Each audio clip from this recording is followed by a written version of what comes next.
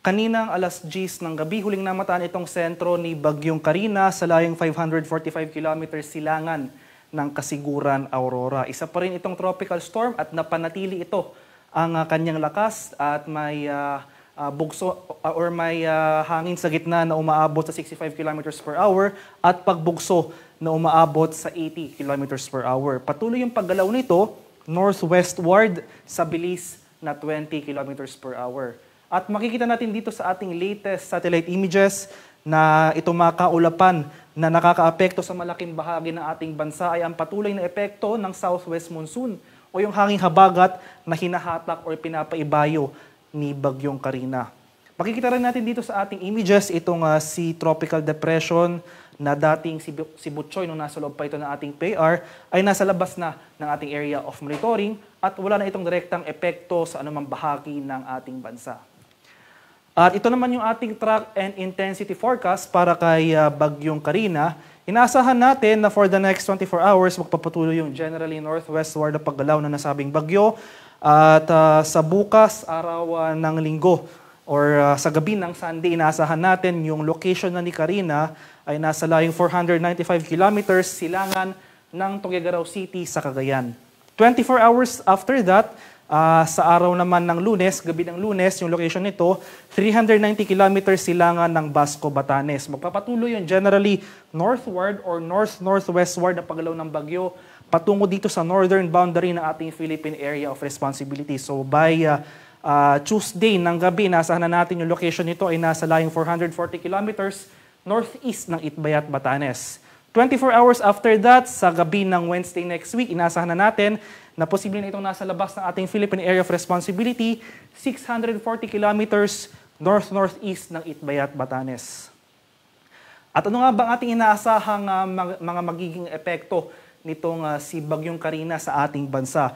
Para sa mga pag-ulan ng heavy rainfall na dala ni Carina, inaasahan natin na as early as bukas ng gabi hanggang sa Lunes ng gabi, makakaroon na tayo ng mga pag-ulan. So, dahil may mga nagkaroon tayong track changes as compared sa mga nakaraan nating tropical cyclone bulletins, posible na tayong makaranas ng mga direktang pag-ulan na dala nitong si Tropical Storm Carina sa mga susunod na araw. So, tomorrow evening to Monday evening, asahan natin itong 50 to 100 millimeters. Ito yung katamtaman hanggang sa malalakas sa pag-ulan.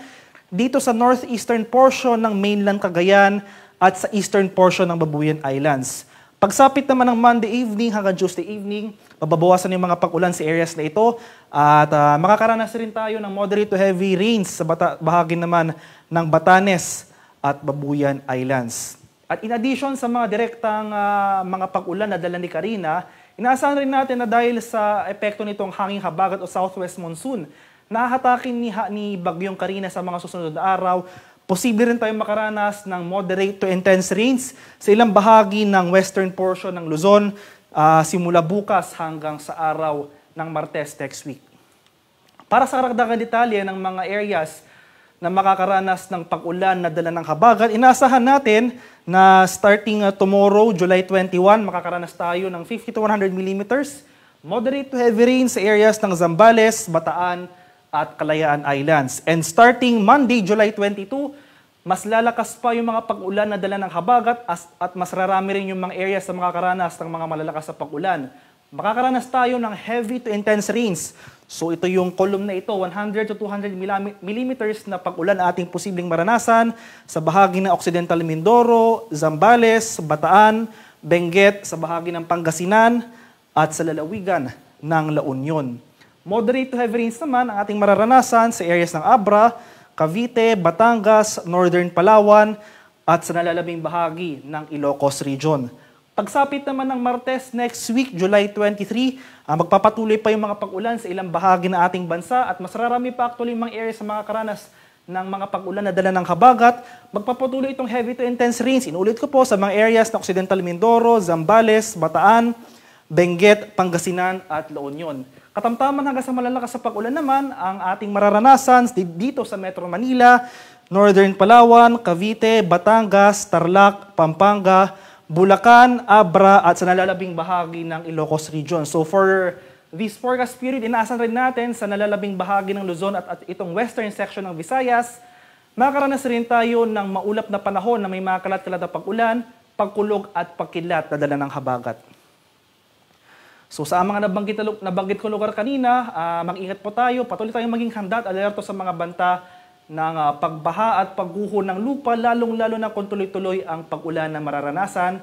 Maghanda rin tayo dahil posible rin yung pag-apaw ng ating mga ilog at dalampasigan. Mas mapapansin po natin or mas mataas yung tsansa ng mga pagbaha, lalong-lalo na kung nandito tayo sa elevated or mountainous areas.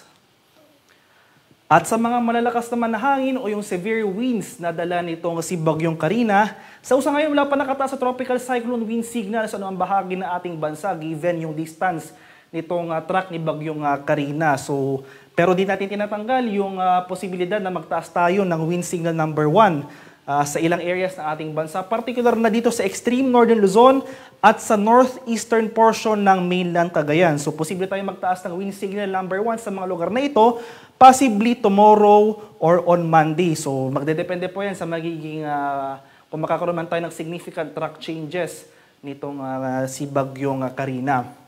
At in addition sa mga malalakas na hangin na dala ni Karina sa mga susunod na araw, magdudulot rin ng mga malalakas na bugso ng hangin itong hangin habagat o yung southwest monsoon na pinaiibayo nga ni Bagyong Karina. So asahan natin mas malalakas na hangin sa coastal and upland areas na exposed sa mga hangin na ito.